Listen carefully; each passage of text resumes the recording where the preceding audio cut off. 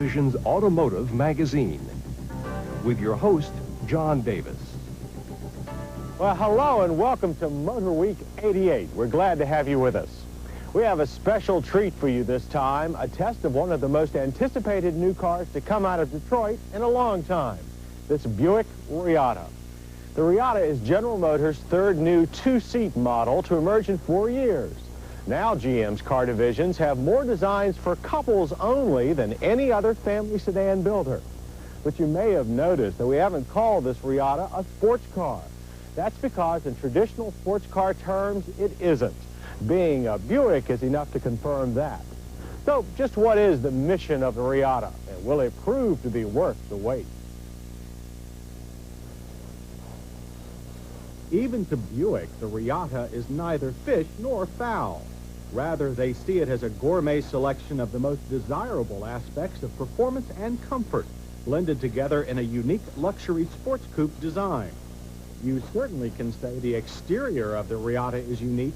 From its very long hood to its very short rear deck, this car throws curves in every direction. The Reatta has a sleek, smooth shape, yet it's different from the popular Coke bottle theme used by Ford, Audi, and others. Styling is distinctive, if not as dramatic as we'd like, and the shape has to grow on you. Retracting headlamps keep the bullet front smooth as glass, while the below bumper grille work looks like an open invitation from a shark. It's the most aggressive feature of the Reatta's styling. Around back, there's no such shock factor. A thin ridge of tail lamps string from side to side. The gentle slope of the trunk lid, combined with the inward slope of the rear fascia, does a nice job of making the car look lower than it is. But the relationship between the roof side pillar, rear wheel opening, and short rear fender overhang is awkward. Only unwanted extra length could have cured this.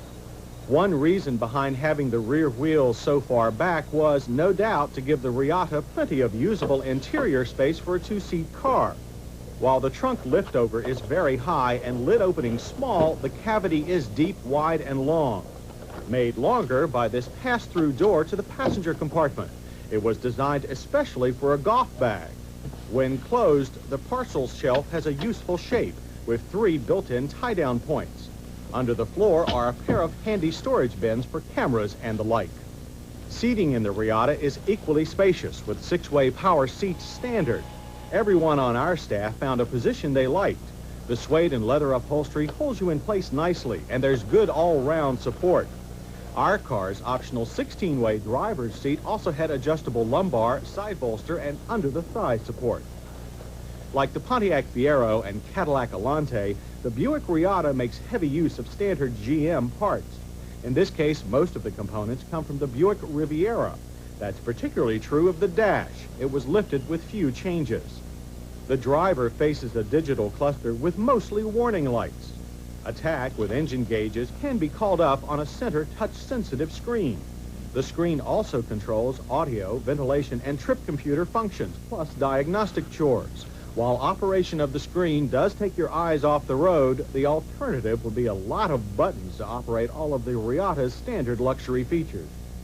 Indeed, the Reatta is such a well-equipped luxury coupe that only the 16-way driver's seat and a power sunroof are options. Even a horn-blowing, light-flashing security system is included. The interior is mostly Riviera, and so are the mechanics. The Reatta uses GM's new balance shaft version of its 3.8-liter V6. Called the 3800, it has 15 more horsepower at 165 and 10 more pound-feet of torque at 210. Fuel injection is sequential multi-port, and the computer-controlled ignition uses 1 coil for each pair of cylinders. The 3800 is connected to a smooth-shifting 4-speed front-drive automatic transaxle. No manual gear change will be offered. But the drivetrain is sophisticated and makes this Buick go very well, too. The Reatta weighs almost the same as the Riviera, so it has similar acceleration times.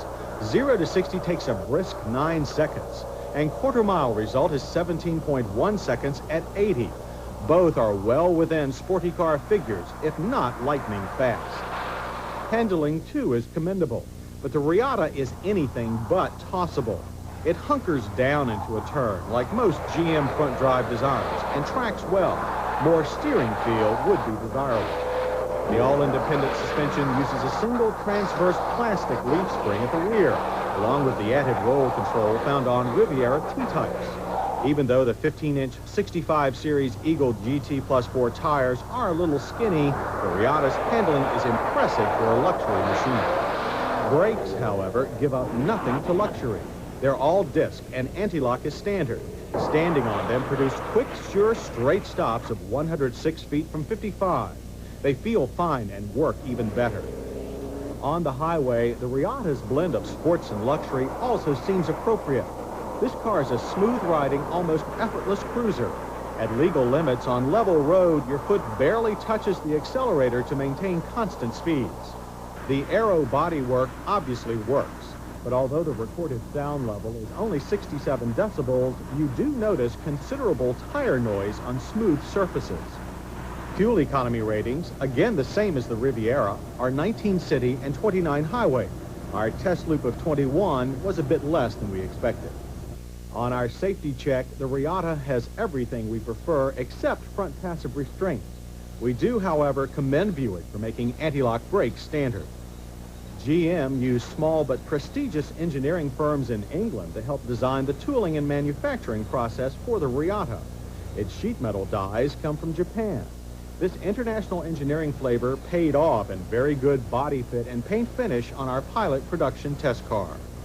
All told, the Buick Reatta hit us right with its roomy, versatile interior, long list of standard luxuries, commendable track performance, excellent highway manners, and high-quality fit and finish.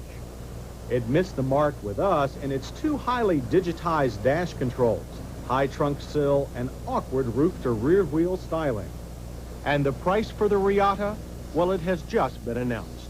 The Buick Reatta's fully equipped base price is $25,000.